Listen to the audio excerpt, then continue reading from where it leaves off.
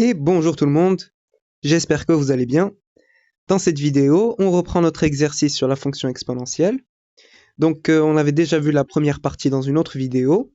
Si vous n'avez pas vu la première partie, je vous invite à regarder la vidéo en question. Je vais mettre son lien en description. Donc, on reprend avec la deuxième partie. Tac. Donc, c'est ce qu'on a ici. Voilà, on a juste à les questions. Donc, Naya, on reprend l'étude d'une fonction paramétrée ou bien paramétrique, donc qui dépend d'un paramètre, n. Donc, la phrase, c'était celle qu'on avait au tout début de l'exercice, je l'ai remise, غنحتاجوها.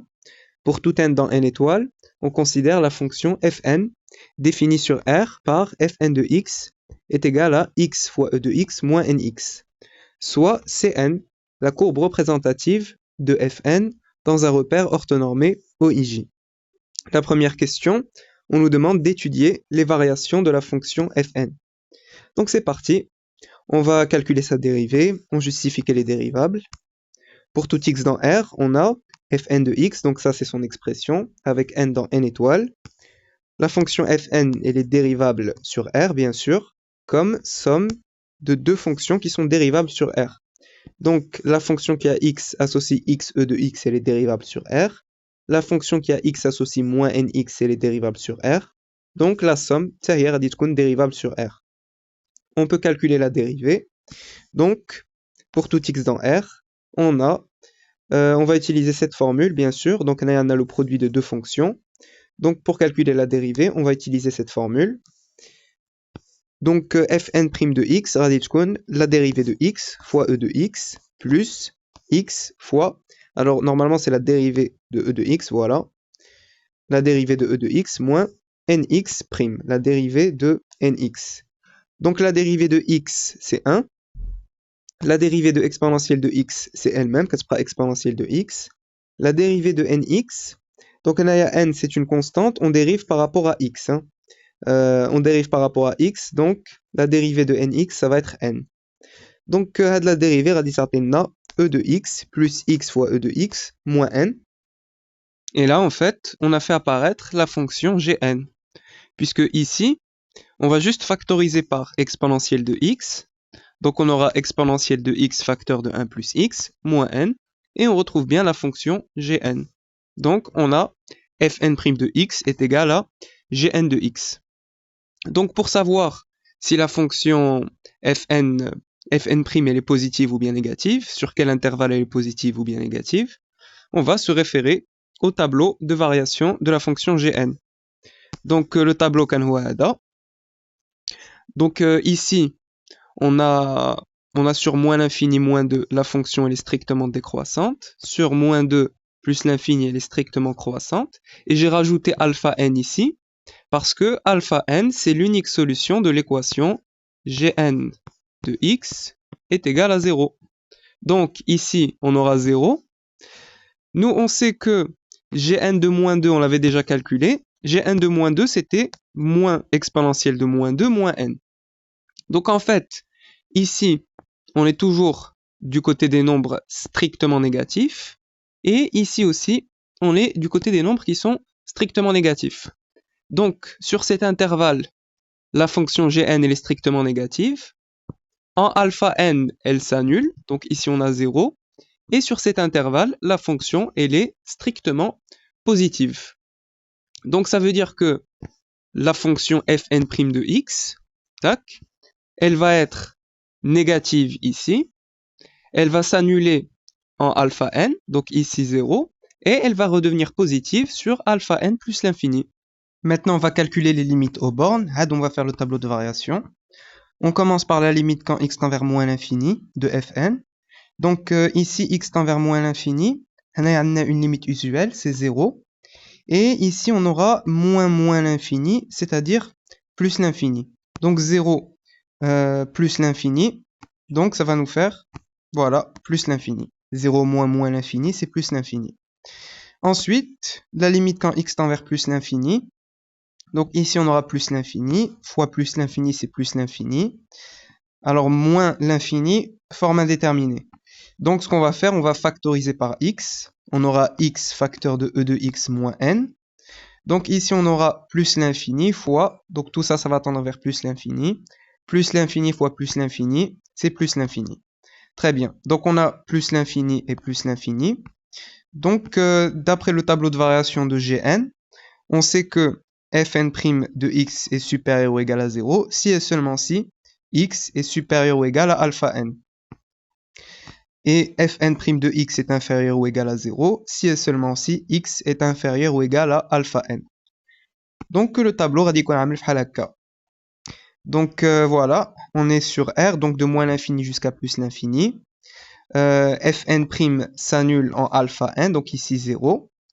On va être négatif, on va être positif. Donc ici, strictement décroissante, strictement croissante. Les limites aux bornes, donc plus l'infini, plus l'infini. Donc voilà, c'est bon pour cette question. Tac. Donc la première question c'est bon, on a dressé le tableau de variation de la fonction fn. La question B maintenant, montrer que fn de alpha n est égal à moins n fois alpha n au carré divisé par 1 plus alpha n. Ok, donc on nous demande de déterminer fn de alpha n qu'on a ici. Donc c'est parti, pour tout n dans n étoiles, on a fn de alpha n. Donc l'expression de la fonction fn hier a dit. Donc on va remplacer ici x par alpha n. Donc on aura alpha n fois exponentielle de alpha n moins n alpha n. Donc nous on sait que alpha n c'est ln de n sur 1 plus alpha n. Ça on l'avait déjà déterminé dans la partie précédente. Donc ça veut dire que exponentielle de alpha n est égale à n sur 1 plus alpha n. Donc ici on applique l'exponentielle des deux côtés et on enlève le logarithme népérien. Donc ici, exponentielle de alpha n, je peux le remplacer par n sur 1 plus alpha n. Donc fn de alpha n est égal à, donc voilà, ici à la place de exponentielle de alpha n, on met n sur 1 plus alpha n, donc voilà, tac. Maintenant on va mettre au même dénominateur, ici et ici. Donc ici on a 1 plus alpha n au dénominateur. Donc on va multiplier n alpha n par 1 plus alpha n et on va diviser par 1 plus alpha n. Donc ça va nous donner n alpha n, donc ici on fait le produit, n alpha n moins n alpha n facteur de 1 plus alpha n sur 1 plus alpha n. Donc on développe moins n alpha n fois 1, le voilà, moins n alpha n fois alpha n, donc ça va nous faire moins n alpha n au carré. Et هنايا كما كتلاحظوا عندنا n alpha n moins n alpha n ça part. Donc fn de alpha n est égal à moins n alpha n au carré sur 1 plus alpha n. Et voilà. Tac. Donc c'est bon, c'est ça. Parfait. La question 2, montrer que la courbe Cn admet une asymptote oblique dn que l'on déterminera. Alors ici on nous parle d'asymptote oblique. Donc un petit rappel. Donc هذه واحد la fiche اللي كتشرح les études des branches infinies pour la représentation graphique d'une fonction. La fiche, je l'ai déjà montré dans d'autres vidéos. Je vais la mettre en description. Nous, on va venir ici. La limite quand x tend vers plus ou moins l'infini de f de x est égale à plus ou moins l'infini. Donc nous, qu'est-ce qu'on a calculé? On a calculé la limite en moins l'infini et on a calculé la limite en plus l'infini. Dans les deux cas, on avait trouvé plus l'infini. Donc on a bien quelque chose comme ça. Une fois qu'on a calculé ça, on a plusieurs étapes après. Donc les étapes qui suivent au Mahado, on va venir voir l'interprétation. Nous, on nous parle d'asymptote oblique.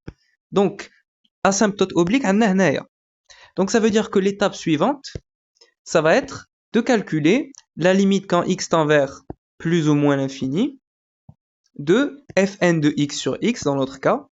Tac. Après, en fonction des résultats, on aura plusieurs possibilités. Donc ici, on veut montrer qu'on a une asymptote oblique.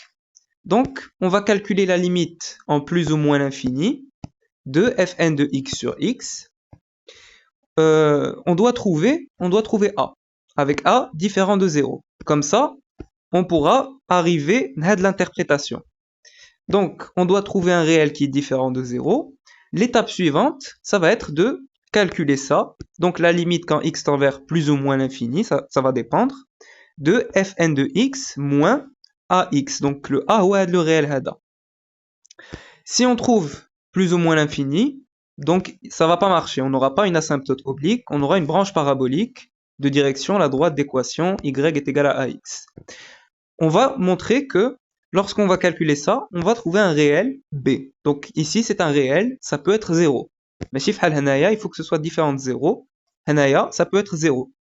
À ce moment-là, on pourra en déduire qu'on a effectivement une asymptote oblique. Une asymptote oblique d'équation y est égal à ax plus b au voisinage de plus ou moins l'infini.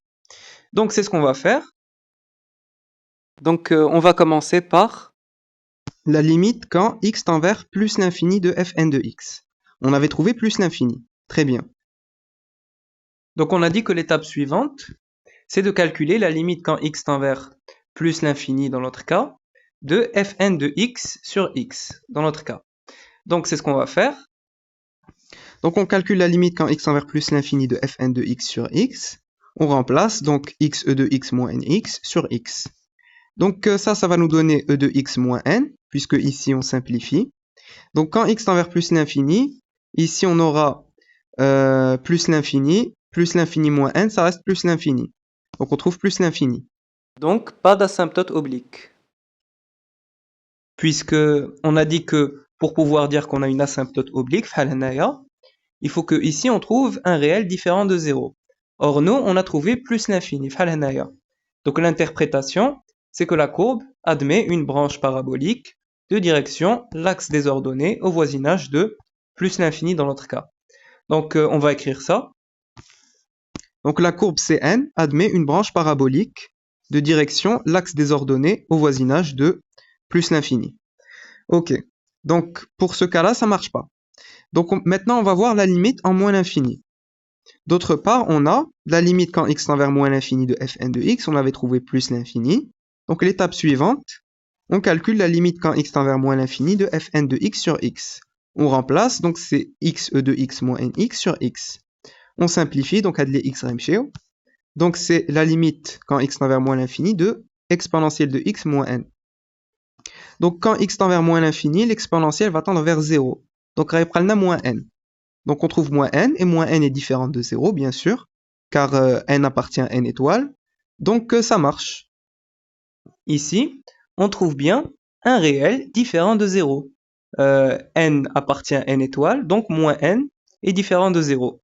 Donc l'étape suivante, ça va être de calculer la limite quand x tend vers moins l'infini de fn de x moins nx, puisqu'on avait trouvé ici moins n, donc plus nx, et on va voir ce qu'on va trouver. Donc si on trouve, encore une fois, plus l'infini ou bien moins l'infini, branche parabolique, donc ça ne sera pas une asymptote oblique.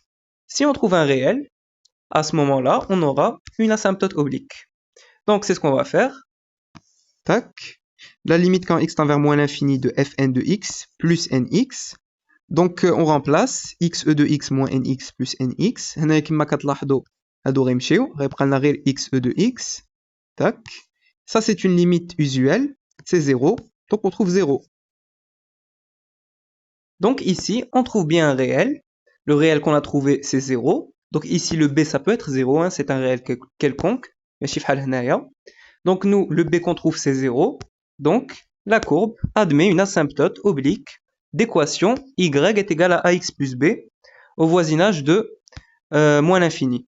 Donc ici, y est égal à ax plus b, le a dialna ou moins n, le b dialna ou 0. Donc l'équation qu'on aura, ça va être y est égal à moins nx plus 0, donc moins nx.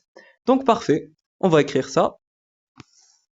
Donc la courbe Cn admet une asymptote oblique dn d'équation y est égal à moins nx au voisinage de moins l'infini. Voilà, on a répondu à la question. Très bien. Tac. Donc celle-là c'est bon. La question 3 maintenant. Étudier la position relative de la courbe Cn et de l'axe des abscisses. En fait, faites la question. On doit voir quand est-ce que fn de x est positive, quand est-ce que fn de x est négative, pour savoir quand est-ce que la courbe Cn elle est au-dessus de l'axe des abscisses ou bien en dessous. En fait, c'est ce qu'il demande dans cette question. Tac. Alors pour tout n dans n étoile, pour tout x dans R, fn de x est égal à 0, si et seulement si x e de x moins nx est égal à 0. Donc, on va factoriser par x. Donc, si et seulement si x fois e de x moins n est égal à 0. Donc, ici, on a le produit de deux facteurs qui nous donne 0. Donc, au moins, l'un des deux est nul. Donc, si et seulement si x est égal à 0 ou exponentielle de x moins n est égal à 0. Donc, si et seulement si x est égal à 0 ou moins n de l'autre côté, donc exponentielle de x est égal à n. Pour enlever l'exponentielle, on applique le logarithme népérien des deux côtés. Donc, si et seulement si x est égal à 0 ou x est égal à ln de n. Donc, ça veut dire que les points d'intersection de la courbe Cn et de l'axe des abscisses, donc la droite d'équation y est égale à 0, leur point d'intersection, ça va être le point d'abscisse 0 et le point d'abscisse ln de n. Donc voilà. Alors nous, on veut savoir quand est-ce que la courbe Cn elle est au-dessus de l'axe des abscisses et quand est-ce qu'elle est au-dessous de l'axe des abscisses. Donc on va voir pour x inférieur ou égal à 0, on va voir si fn de x est négative ou bien positive. On va voir pour x compris entre 0 et ln de n si fn de x est positive ou bien négative. Et on va voir pour x supérieur à ln de n si fn de x est positive ou bien négative. On va commencer pour x négatif, inférieur ou égal à 0. Donc pour x inférieur ou égal à 0, x est inférieur ou égal à 0, équivaut, alors on applique l'exponentielle des deux côtés, donc c'est équivalent à e de x inférieur ou égal à e de 0, e de 0 c'est 1. Nous on sait que n est supérieur ou égal à 1, donc ça veut dire que e de x est inférieur ou égal à n. Donc ici on a n qui est supérieur ou égal à 1, et 1 il est supérieur ou égal à e de x. Donc ça veut dire que n est supérieur ou égal à exponentielle de x, donc c'est ça. Donc le n, je le fais passer de l'autre côté, donc e de x moins n est inférieur ou égal à 0, ce qui signifie que donc x fois e de x moins n est supérieur ou égal à 0. Donc ça, c'est négatif, x aussi il est négatif, le produit de deux nombres négatifs nous donne un nombre qui est positif, donc c'est supérieur ou égal à 0. Et ça c'est quoi? C'est justement fn de x. Hein. Fn de x, c'est donc fn de x, c'est x e de x moins nx. Donc en factorisant par x, on retrouve x e de x moins n. Donc c'est ça. Donc ça c'est fn de x. Fn de x dans ce cas est supérieur ou égal à 0. Donc on en déduit que Cn, que la courbe Cn est au-dessus de l'axe des abscisses. Donc sur l'intervalle moins l'infini 0, la courbe Cn est au-dessus de l'axe des abscisses. Voilà. Très bien. Maintenant, le deuxième cas, pour x compris entre 0 et ln de n. Tac. Donc, pour x compris entre 0 et ln de n, on va mettre une inégalité large. On a x qui est compris entre 0 et ln de n, inégalité large. On applique l'exponentielle des deux côtés, donc exponentielle de x. On applique l'exponentielle de tous les côtés. Donc, exponentielle de x est compris entre e de 0, c'est 1, et exponentielle de ln de n, c'est n. Donc, e de x moins n est inférieur ou égal à 0, donc je fais passer le n de l'autre côté. Donc c'est inférieur ou égal à 0, ça veut dire que x fois e de x moins n est inférieur ou égal à 0. Donc x, il est supérieur ou égal à 0, il est positif. Donc le produit d'un nombre positif par un nombre négatif, ça nous donne un nombre négatif. Donc c'est inférieur ou égal à 0. Donc fn de x est inférieur ou égal à 0. Donc quand x est compris entre 0 et ln de n, on aura la courbe Cn qui sera en dessous de l'axe des abscisses. Donc sur 0 ln de n, la courbe Cn est en dessous de l'axe des abscisses. Très bien. Maintenant le dernier cas, pour x supérieur ou égal à ln de n. Donc pour être le cas, on a x qui est supérieur ou égal à ln de n, ce qui signifie que e de x est supérieur ou égal à n. Donc je fais passer le n de l'autre côté, e de x moins n est supérieur ou égal à 0. Je multiplie par x, donc x fois e de x moins n est supérieur ou égal à 0. X, c'est un nombre qui est positif ici. E de x moins n, c'est positif, donc leur produit va nous donner un nombre qui est supérieur ou égal à 0, positif. Donc fn de x est supérieur ou égal à 0. Donc quand x est supérieur ou égal à ln de n, la courbe Cn est au-dessus de l'axe des abscisses. Donc voilà, sur ln de n plus l'infini, la courbe CN est au-dessus de l'axe des abscisses. Et voilà. La question suivante. C'est la question 4. Étudier la position relative des courbes CN et CN plus 1. Donc en fait ici, ce qu'on doit faire, on va calculer la différence entre Fn plus 1 de x et Fn de x. Donc si on trouve quelque chose qui est positif, ça veut dire que Fn plus 1 est plus grand que Fn. Et si on trouve quelque chose qui est négatif, ça veut dire que Fn plus 1 est inférieur à Fn. Donc on va calculer cette différence. Tac. Donc pour tout n dans n étoiles, pour tout x dans R, on a donc l'expression de Fn de x, c'est ça. Donc pour calculer Fn plus 1 de x, on va remplacer n par n plus 1. Donc on aura Fn plus 1 de x moins Fn de x est égal à... Donc ici on va mettre n plus 1. Ok, donc ça c'est Fn plus 1 et ça c'est Fn. Alors ici je vais développer. Donc j'aurai moins x fois n et moins x fois 1, donc moins x. Donc ça va nous donner moins nx moins x. Alors ici j'ai xe de x moins xe de x, ça part, oui. Donc moins nx moins x plus nx. Et je peux enlever moins nx plus nx. Donc reprendre moins x. Donc on en déduit que le signe de cette différence dépend de x. Donc on va voir quand x est négatif et quand x est positif. Donc si x est négatif, inférieur ou égal à 0, alors moins x est supérieur ou égal à 0. Hein. Je mets moins ici, donc je change le sens de l'inégalité. Donc moins x c'est quoi? C'est Fn plus 1 de x moins Fn de x. Donc on aura Fn plus 1 de x moins Fn de x qui est positif. Donc ça veut dire que ça, c'est plus grand que ça. Donc Cn plus 1 est au-dessus de Cn, dans ce cas-là. Et le deuxième cas, si x est supérieur ou égal à 0, alors moins x est inférieur ou égal à 0. Moins x, c'est Fn plus 1 de x moins Fn de x. Donc ça va être inférieur ou égal à 0. Ça veut dire que Fn plus 1 de x est plus petit que Fn de x. Donc dans ce cas-là, Cn plus 1 est au-dessous de Cn. Donc puisque Fn de x est plus grand que Fn plus 1 de x, donc ça veut dire que Cn plus 1 va être en dessous de Cn. Et voilà, c'est tout pour cette question. La question suivante. La question 5a, montrer que alpha 2 est compris entre 7 sur 20 et 2 sur 5, inégalité large, puis en déduire un encadrement de f2 de alpha 2. Alors pour donner un encadrement de alpha 2, on va revenir à la fonction gn. Nous, on avait montré que gn de alpha n, c'est égal à 0. Hein.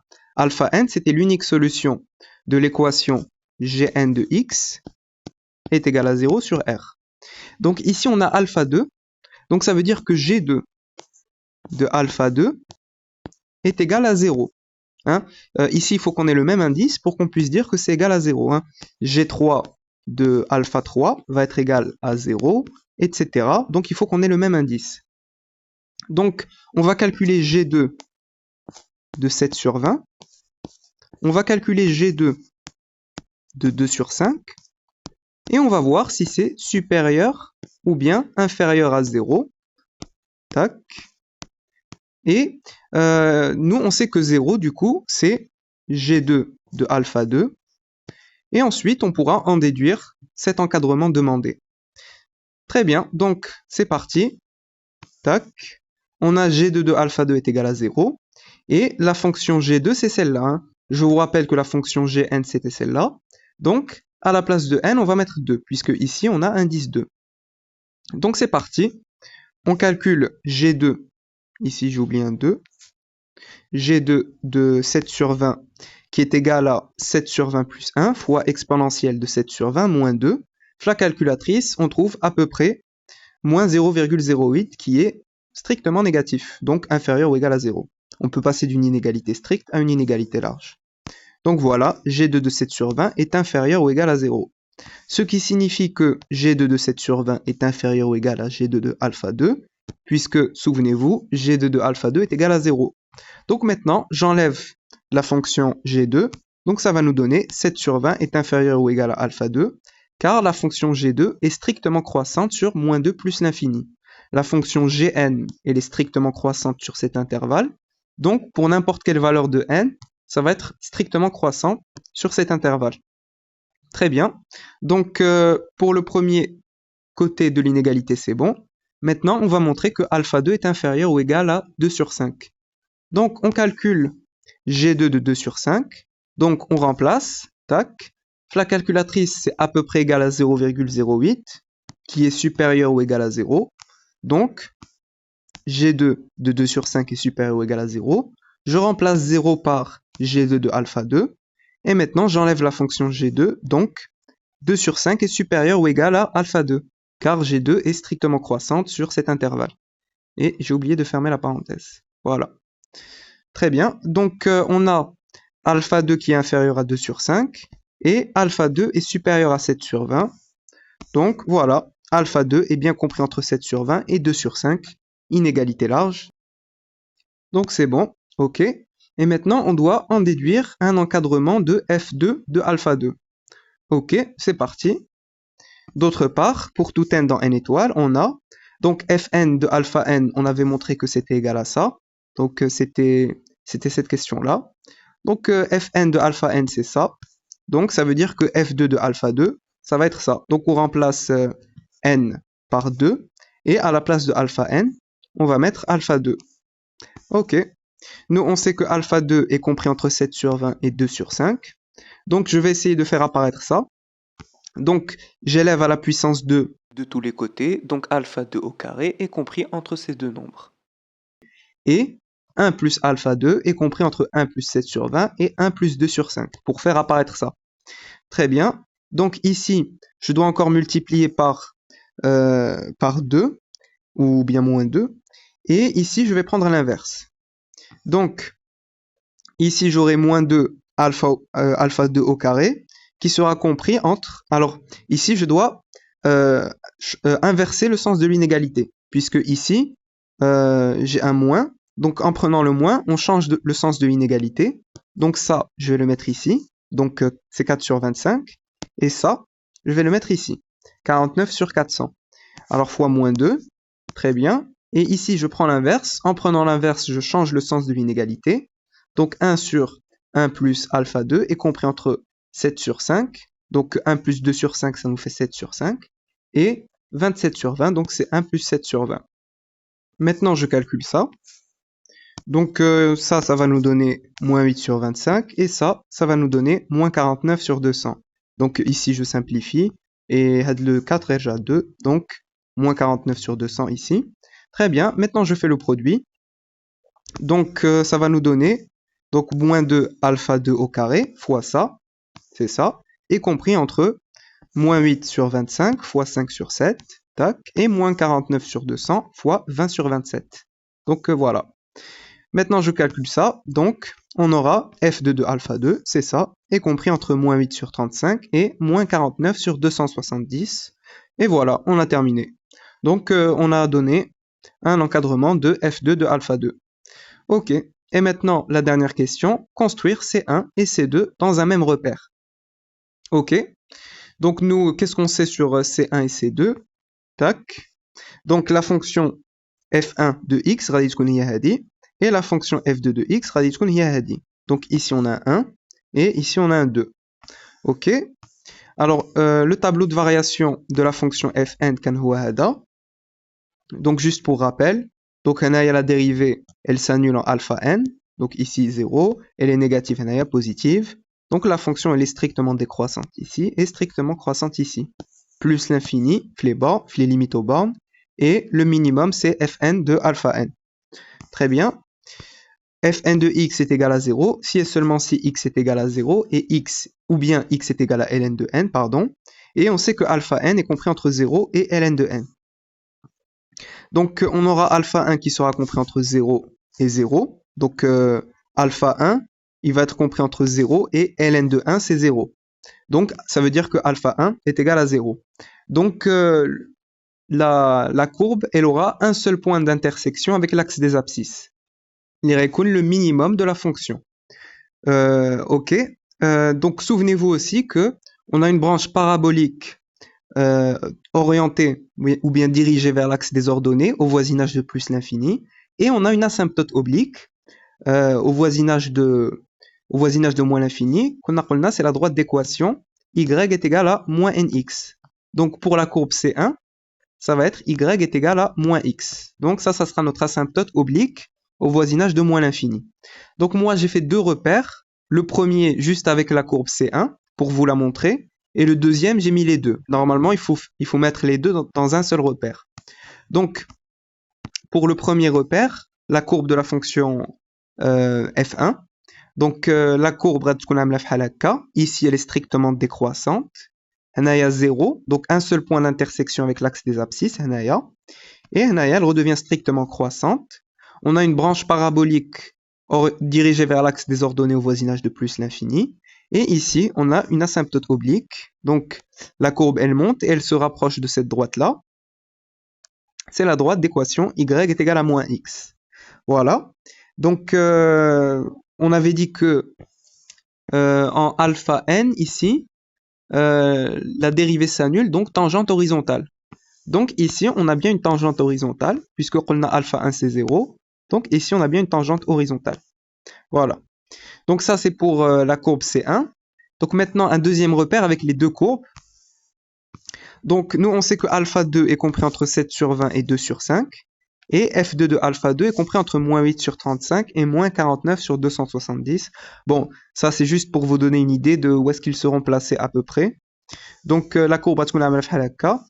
Donc bon, en bleu c'est la courbe C1 كنت وريتها لكم قبيله. La courbe C2 غتكون عامله بحال هكا.